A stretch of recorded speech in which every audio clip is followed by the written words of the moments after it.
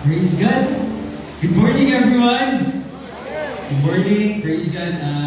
It's nice to be back though. Dugay na wala ka ulit. Last na ko nga ulit. Basta dugay na. So, 4 months na ko siguro wala ka ulit. And I am so thankful and grateful to be in Diyos. Natiga ako sa chance to makaulit. Subong Sunday.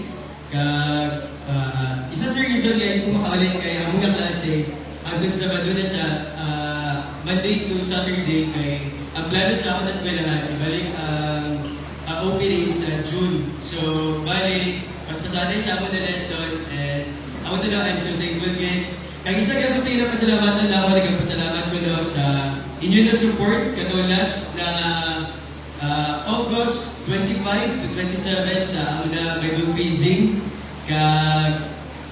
Grabe na ako niya, alam ko, sino ba nakita ito sa live? Grabe din. Ako na siya, i-story sa inyo, the importance of Bible quizzing na though na building kami, medyo minibdib ko yun siya kay,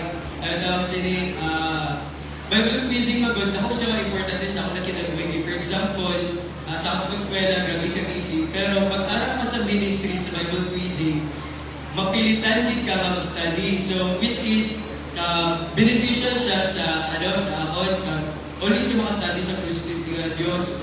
So, last August 25 to 27, i-grab na mo ng opportunity na mag-join sa Bible quizzing kay diri naman siya sa Region 3, sa Davao. So, i-grab na naman. So, beforehand pa lang, since, di ba, that's the game. Mapildigin man, that's madaog, that's mapildig. Pero, kung ako naman ang chance, may ako sorry sa ako na teammates first, sa kay Yuloy, kang sa kay Maipo, kay, isa sa reason nga, nag-related ko kay, nakita ko pa rin kamo tinuloy pa, syempre, first nila na-join sa national, gusto na madaog gali, pero wala ko nag-expect nga, imbes madaog sa tama, I mean, mag-graduate sa tama, nag-graduate ko sa mali. So, ako na ako pagpasalamat niya po sa ginawa, despite sa happenings na natapok sa national na Bible quizzing. Grabe ang yatag na lesson sa tubig na Diyos sa akong kinabuhi. Isa din sa lesson nga nakuha kahon, kay always keep your feet on the ground. Kay ang Ginoo na kita nakabalo sa kung ano man ang dagat sa game. Kag itong yapon na always be humble again from time to time. Hindi na siya sa competition proper, but sa real life yapon. Kay pag once na humble na, ang Ginoo lang kita mag-pa-increase sa aton. So ako naman nga, isa rin ka takeaway na nakuha na ako dito na abay ko na since napili man for this kaya diba, pag once na nag-join ka sa competition, lagi mo na goal is okay para makadala ka sa bring sa joy ba syempre sa ato na church, sa Bagger. Pero ako nag-i-ambal is sa next na year, ginapos ko ng Diyos, makapawin kita for the next na year. Isa-isa ko pasalamat sa tanan naghatag sa special offering. Thank you sa inyo naghatag sa amon. Kay nakasupport ni siya sa amon accommodation, sa pagkaon, sa amon affair. Thank you sa ilang pastor, sa ilang ma'am na naglakat na dito sa Davao. Sa tanan-tanan, sa amon na youth president, sa support niya, sa Bible quizzing. Sa tanan na tatay, nanay, nagpadala sila bata. And also, kung gusto ninyo sa mga parents, ipa-join ninyo mga bata para mas makatuwan sila sa pulo sa tubig ng Diyos. Open kayo po ito na Bible Quizzing Ministry. Kung gusto ninyo i-approach si Kuya ninyo Luke sa Trio Munich na mag-join sa Bible Quizzing. Kaya ang Bible Quizzing, nakukit siya mga part sa ito na kinabuhi. Darang maging matunan nga sa pulo sa tubig ng Diyos, madasig ka, makapalautay ka sa pagsimba.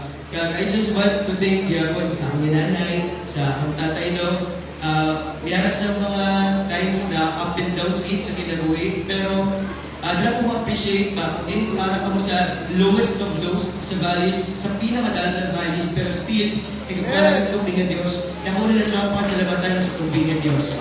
And for this morning, ako ni girl ang chance na makakanta. As I sing this song, pwede ka mo mag-worship sa tubig ng Diyos. Ako yung kanta ng dugma mo.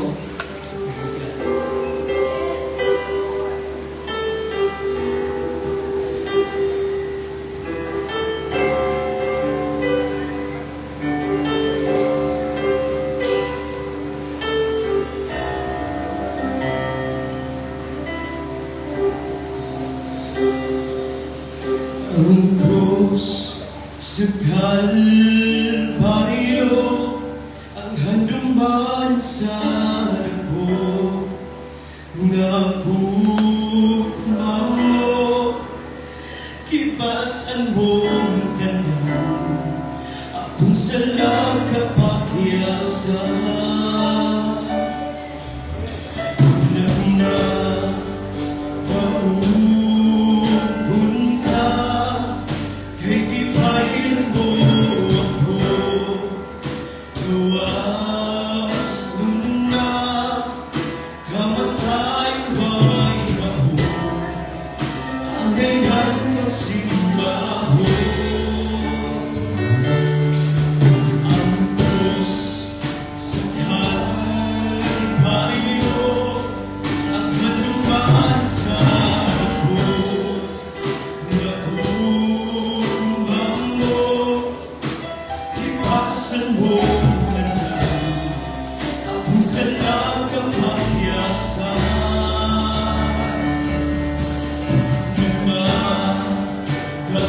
Dumagaugun ka, kay gipahin mo ako, gawas mo na, kamatay may ako, ang hayhan ng simbaho.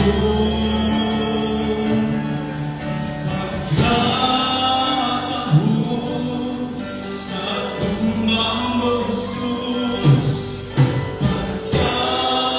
Pagkakahon sa tumang mo, Jesus. Inuog ako nga masuong piling mo. Buhay ang kasika, pagkakahon sa tumang mo, Jesus. Pagkakahon sa tumang mo, Jesus. Inuog ako nga masuong piling mo. Buhay ang kasing-kasing ko.